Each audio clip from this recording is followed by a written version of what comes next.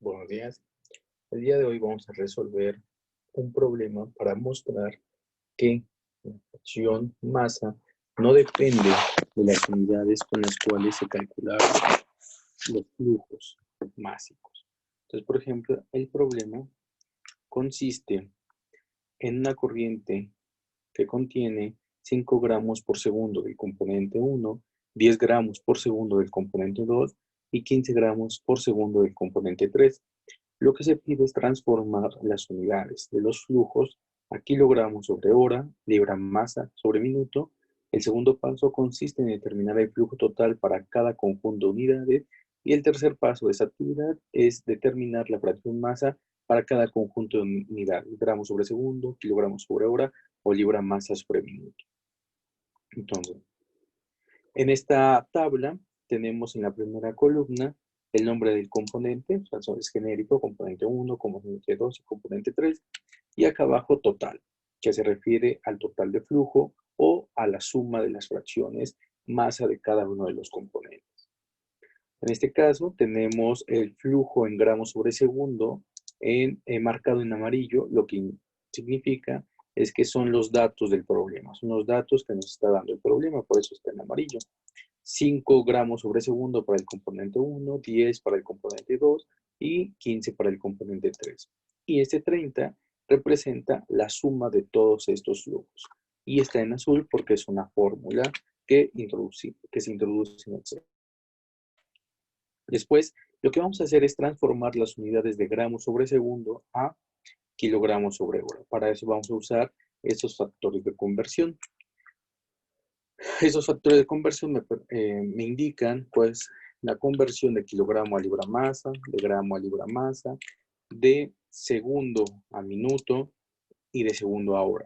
¿Sí? Aquí está, si ustedes aquí le ponen 2, van a ver que se cambia de forma automática. Entonces, para mostrar cuál es el valor o el factor de conversión. Entonces, aquí también están, en estas banderas, están indicadas cuáles son los factores de conversión.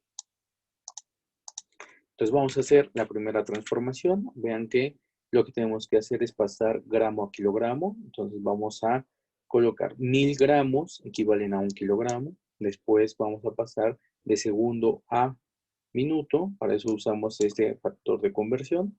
Entonces necesitamos poner en la parte de arriba el segundo, que es la celda J14. Y en la parte de abajo necesitamos poner la equivalencia a hora, que es la celda L14. Damos Enter. Noten que J14 y L14 son referencias absolutas. Esto es para que cuando arrastremos la fórmula se mantenga esta selección, ¿no? Vean que no se mueve. Pero si se mueve la selección del flujo, para que vayamos cambiando el flujo de 5, 10 y 15 en las diferentes unidades. Esto mismo lo vamos a hacer para el flujo, la transformación del flujo de libra masa a minuto. Entonces, para eso vamos a usar este factor de conversión de gramo a libra masa. Entonces, hacemos la conversión. Vean que L12 representa el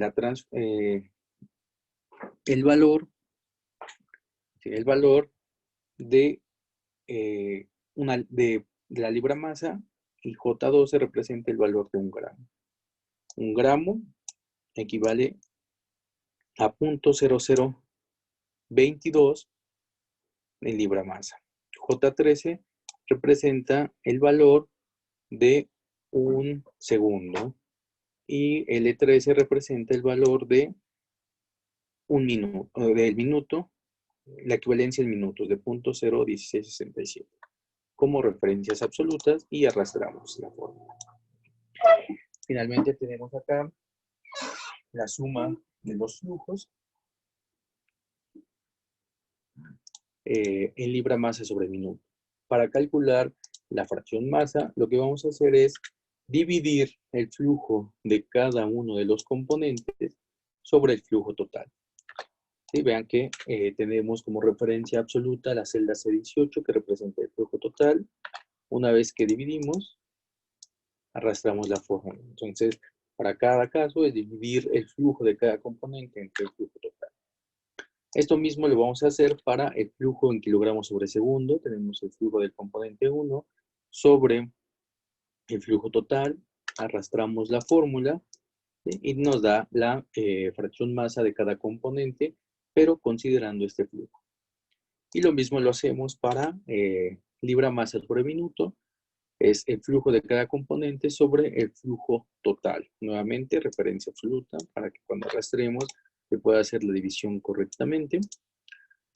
Finalmente, para verificar que nuestra fracción masa sea consistente, lo que tenemos que hacer es sumarlas. Y el resultado siempre debe dar 1.